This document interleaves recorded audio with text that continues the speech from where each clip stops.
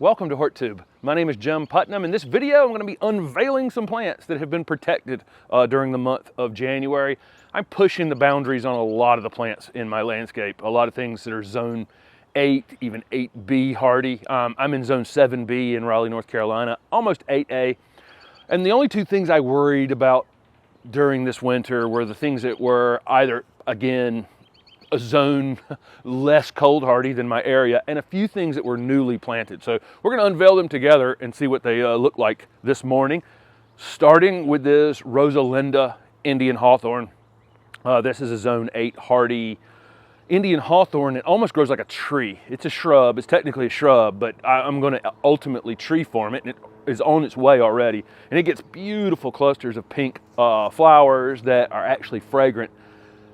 I think once in the future, once this thing was in the ground for 3 or 4 years, I wouldn't be worried about protecting it. But this year I was. You can see this old sheet.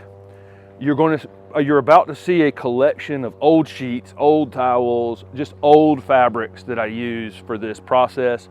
I was out of town again for a lot of the month of January, and Steph, who's a camera person this morning, she was in charge of putting the covers on everything. These will be used many times during this winter. Last winter they didn't have to be used. We had a very mild winter. This winter we're sinking down in the teens many times already, and they've been put on maybe 3 times. So I just want to see how things are looking at this point with just minor protection for a few nights during the month of January.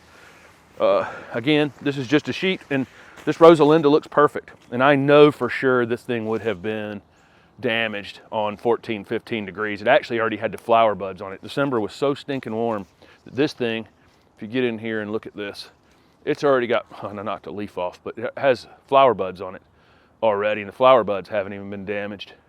That's from, this is basically an 8B Indian hawthorn that, 14 degrees would have definitely at least damaged the buds for sure. So happy with the first one. Let's move on. Have this very newly planted Roman candle Podocarpus, and this one's actually hardy in 7B where I'm at. The reason that it's been covered several times is because it, again, had a ton of new growth on it. It just wouldn't get cold through the fall and into December, and so it was leading right into 20 degrees, having had no cold on it. And one thing with a conifer is if they get damaged, they're a little slow to recover. So I'm probably overly cautious with this one, but better to be cautious than have an issue. And it's in perfect shape. You'll notice that anything I'm uncovering will have a bit of a flat top to it because where the weight of that towel was on top of it. But that Podocarpus looks absolutely perfect. Again, maybe or maybe not, that one would have been damaged. The Indian hawthorn definitely would have. So let's move on to something that was just small. Pillowcase worked really well on top of this lemon glow camellia. This is a Camellia Japonica.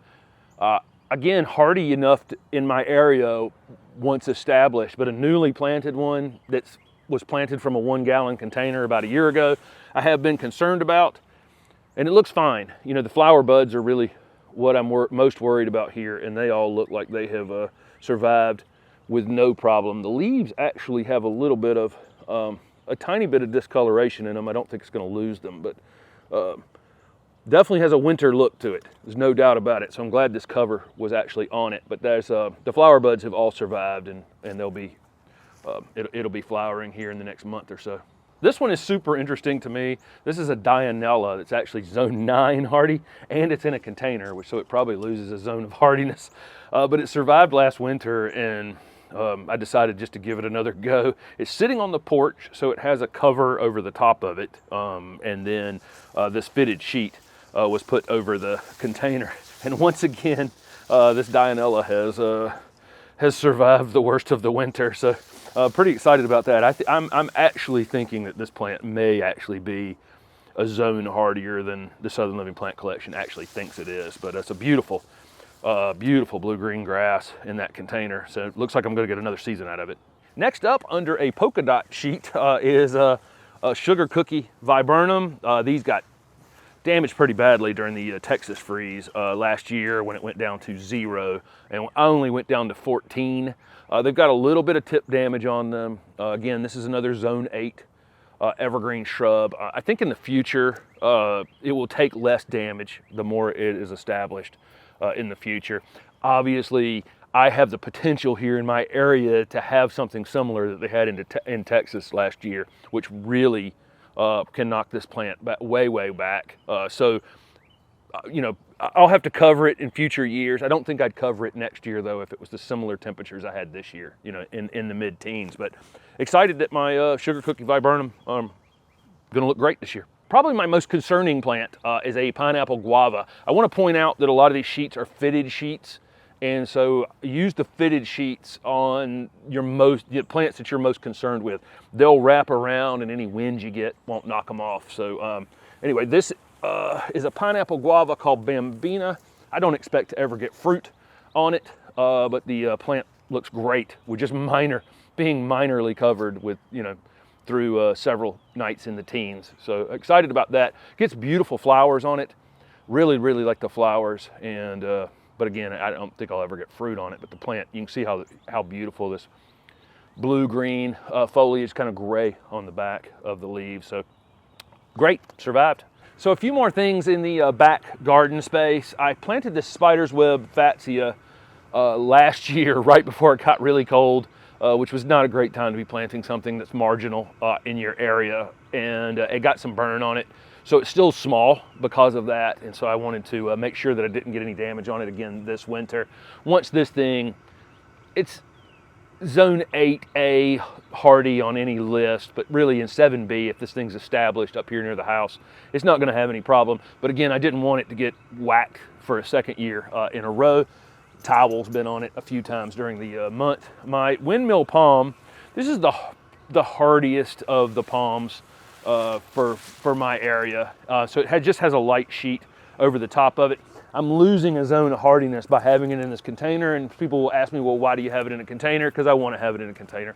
It's decorative, and I just kind of like it. So it needs a new container, and it's going to be transplanted this year into a slightly larger container. But it had tons of new growth, again, just like so many things in my landscape going into December, that led me to protect things a little more than I would have. But it looks great. There's a few that are going to need to come off of it, clearly, some of the older fronds here, but there's lots of new growth coming from the center. And again, I'm going to pot it up into a bigger pot this season.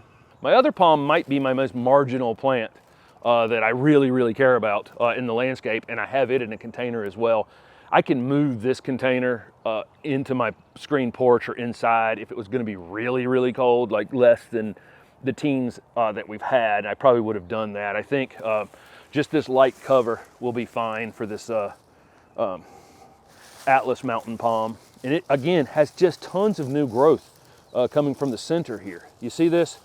This is what was going on toward the end of the season, was things were still trying to grow. And I definitely did not want to lose that new growth. But this one looks great as well. This one will grow more as a kind of a shrubby palm, where the windmill palm is more of a traditional looking palm with a single trunk. But looking good, honestly. I expected to have a little bit more damage on this one. I may have a little more damage on the windmill palm than I have on this one, actually. The last thing to unveil is this Angiostar fatedra. This is another Zone 8, 7B if it's well established, but 8 if it's newer. Evergreen shrub that is a mix of fatsia and English ivy. And just used my frost protection blanket that I use in the vegetable garden. Went over this, which is a good, those are good. If you can buy those on Amazon if you want to have something easy and light to cover your plants with. There's 2 of them here. Both of them are eventually just going to be attached up here with a little eye hook and allowed to cover this wall, but they won't attach to the wall. As you would expect, the one that's down lower to the ground that was kind of bent over has less damage than the one that's standing up over here that's up higher in the air. It does have a little bit of winter burn and winter damage on it. Everything's pliable, everything is fine. You know, it's not in any jeopardy. I think it might have, though, if it was uncovered during a few of these nights, this damage would have been worse. Probably still not killed it, but would have definitely been worse. But there you go. I just wanted to show some of the things that I had covered in the landscape. All my zone 7 hardy things I didn't bother with. There are a couple things that were very newly planted that were hardy in 7, like that Roman candle, Podocarpus, and that very small Camellia Japonica that I wanted to see the flowers, and I wanted to be able to take photos of the flowers, you know, for the channel and that kind of thing. So they were protected. Everything else I've been protecting is not really hardy in my area if I had a severe winter. But there you go. Everything's looking good. Don't forget to follow along with the channel. I've got a ton of stuff coming up right now. Edging, pruning, mulching, composting, fence work. Crazy amount of things are about to happen in this landscape this spring. So follow along. Thanks for watching.